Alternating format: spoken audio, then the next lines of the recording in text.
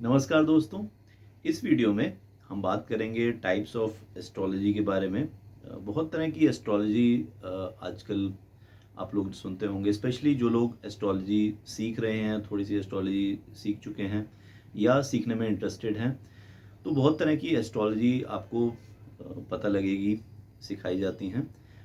जैसे पराशरी एस्ट्रोलॉजी है, जिसे कॉमनली वैदिक एस्ट्रोलॉजी कहा जाता है। जेमिनी एस्ट्रोलॉजी, कृष्णमूर्ति पद्धति, नक्षत्र नाड़ी, भृगु नंदी नाड़ी, लाल किताब। सो बहुत तरह की बहुत सारी वैरायटी ऑफ एस्ट्रोलॉजी है, अलग अलग नाम से। सो कौन सी एस्ट्रोलॉजी आपको सीखनी चाहिए? अगर आप थोड़ी सी एस्ट्रोलॉजी ऑलरेडी सीख चुके हैं और आगे का रास्ता ढूंढ रहे हैं कि बेसिक पराशरी या बेसिक वैदिक आपको आ गई है, अब आगे कृष्णमूर्ति पद्धति सीखी जाए, नक्षत्र नाड़ी सीखी जाए या लाल किताब सीखी जाए, तो इसके लिए आपको दो चीज़ों के बारे में आपको क्लैरिटी होनी चाहिए। सबसे पहले एस्ट्रोलॉजी में दो चीज़ें कंसिडर की जाती हैं। एक है प्रॉमिस इन द चार्ट, कि आपके चार्ट में, आपके हॉरोस्कोप में किसी पर्टिकुलर इवेंट का प्रॉमिस है या नहीं है। और दूसरी चीज़ है timing of the event. Timing है कि किस टाइम वो काम हो सकता है, होने की पॉसिबिलिटी है। अब ये दोनों चीज़ें इंटर रिलेटेड हैं, जुड़ी हुई हैं।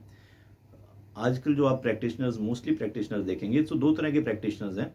एक प्रैक्टिशनर्स वो हैं जो पूरी तरह से टाइमिंग बेस्ड लेकर चलते हैं और वो टाइमिंग्स ही चेक करते हैं कि ये इवेंट इस टाइम पॉसिबल है। अगर ये इस टाइम होने की पॉसिबिलिटी दिखा रहा है तो हमें प्रॉमिस इन द चार्ट देखने की ज़रूरत नहीं है। हम सिंपली जाके टाइमिंग चेक कर सकते हैं। अगर ये टाइमिंग यहाँ पे पॉसिबल है या टाइमिंग यहाँ पे पॉसिबल नहीं है, मतलब ये इवेंट का प्रॉमिस ही नहीं है। सो ये इन्वर्स एजम्पशन या इन्वर्स रीजनिंग लेके चलते हैं कि अगर आपको किसी इवेंट का टाइमिंग नहीं मिल रहा, सपोज मैरिज है, लेकिन मैरिज आपका जो टाइमिंग दिखा रहा है वो बहुत लेट इन लाइफ दिखा रहा है, वो पॉसिबल नहीं है। सो इसका मतलब आपके चार्ट में प्रॉमिस भी सर्टेनली नहीं होगा अगर वो टाइमिंग नहीं आ रही। सो इस टाइप के जो प्रैक्टिशनर्स हैं वो पूरी तरह से टाइम बेस्ड लेकर चलते हैं कि किसी इवेंट का प्रॉमिस उसमें है या नहीं है। और ये एस्ट्रोलॉजर्स नॉर्मली आपको बहुत सक्सेसफुल भी मिलेंगे, क्योंकि ये इमीडिएट आपको टाइमिंग बेस्ड चीज़ आपको बता देते हैं। सपोज मैरिज है, क्योंकि मोस्ट ऑफ द पीपल जो हैं वो यही क्वेरीज लेकर आते हैं कि ये काम मेरा कब होगा, मेरे बिजनेस में ग्रोथ कब होगी, मैरिज कब होगी, बच्चे कब होंगे। इस तरह की क्वेरीज मोस्टली रिलेटेड रहती हैं टाइमिंग से। सो जो टाइमिंग फॉलो करके चलते हैं वो फॉलो करते हैं इस तरह की टेक्निक्स, जैसे कृष्णमूर्ति पद्धति है या नक्षत्र नाड़ी है। दूसरे टाइप के जो प्रैक्टिशनर्स हैं वो ट्रेडिशनल वे फॉलो करते हैं। वो पहले चेक करते हैं चार्ट, ओवरऑल चार्ट की स्ट्रेंथ, चार्ट में प्रॉमिस है या नहीं है, चार्ट में प्लैनेट्स की स्ट्रेंथ क्या है, चार्ट्स में भाव की स्ट्रेंथ क्या है। उसके बाद दूसरे स्टेप पे वो देखते हैं टाइमिंग, क्या किसी इवेंट का टाइमिंग है। वो टाइमिंग वो चेक करते हैं विंशोत्तरी दशा से। अब दोनों चीज़ों में, चाहे आप टाइमिंग से जा रहे हैं या वैदिक एस्ट्रोलॉजी, पराशरी एस्ट्रोलॉजी देख रहे हैं, सो टाइमिंग यहाँ पर बहुत इंपॉर्टेंट है। और टाइमिंग्स जो है वो है विंशोत्तरी दशा से पराशरी में भी देखी जाती हैं। और इसी विंशोत्तरी दशा का ही एक्सटेंशन है कृष्णमूर्ति पद्धति या नक्षत्र नाड़ी सिस्टम।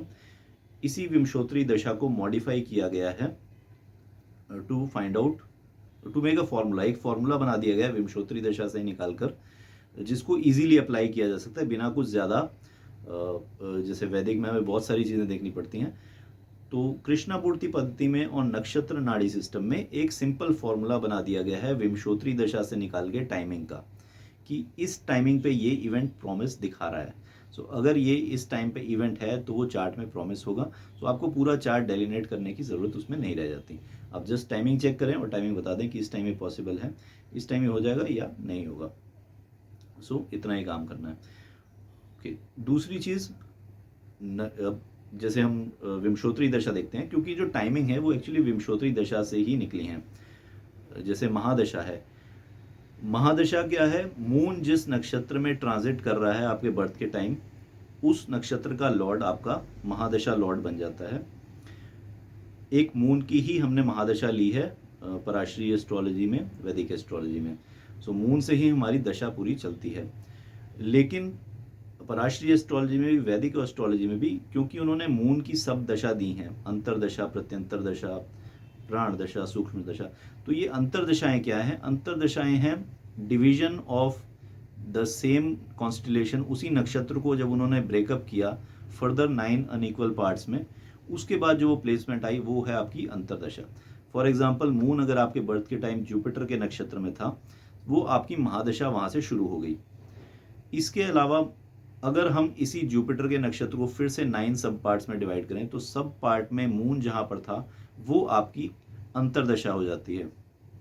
इसी तरह से मून उसी अंतरदशा के लॉर्ड को जब आप फिर 9 पार्ट्स में डिवाइड करेंगे तो वो आपकी बन जाएगी प्रत्यंतर दशा। सो यही है सब लॉर्ड थ्योरी जो कृष्णमूर्ति पद्धति में भी यूज होती है, नक्षत्र नाड़ी में भी यूज होती है।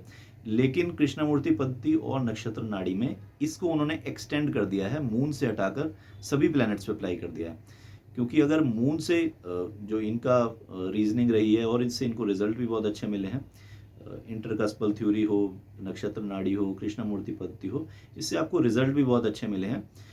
इन्होंने क्या किया है, इन्होंने इसी जो दशा सिस्टम है हमारा, जिसमें हम सिर्फ मून की प्लेसमेंट कंसिडर करते हैं, इसमें उन्होंने कंसिडर किया है हर प्लैनेट की प्लेसमेंट इन देयर सब लॉर्ड।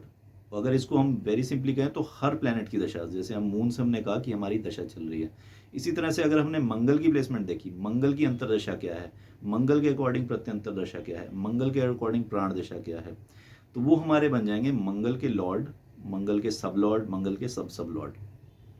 और ये जिस जिस भाव को आपके टाइमिंग के अकॉर्डिंग इम्पैक्ट करेंगे वो इवेंट आपकी लाइफ में उन टाइम पर होंगे।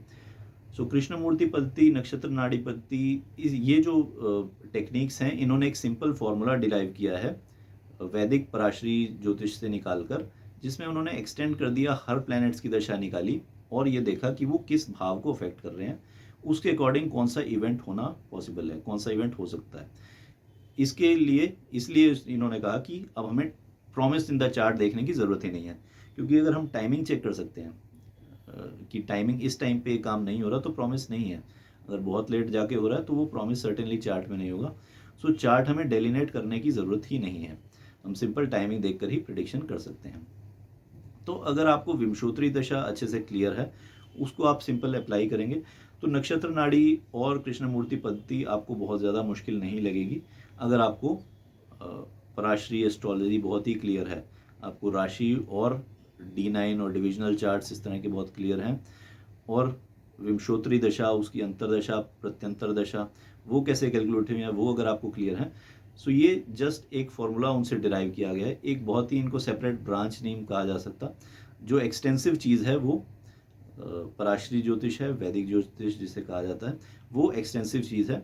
ये उनकी डेरिवेशंस हैं जिसको सिर्फ विमशोत्री दशा से ही उनकी टाइमिंग्स डिराइव की गई हैं। इसलिए बहुत ज़्यादा इसमें कंफ्यूज होने की ज़रूरत नहीं है कि ये कोई अलग ही चीज़ है। सो ये अलग चीज़ नहीं है, जस्ट डेरिवेशन है पराशरी ज्योतिष की, वैदिक एस्ट्रोलॉजी की।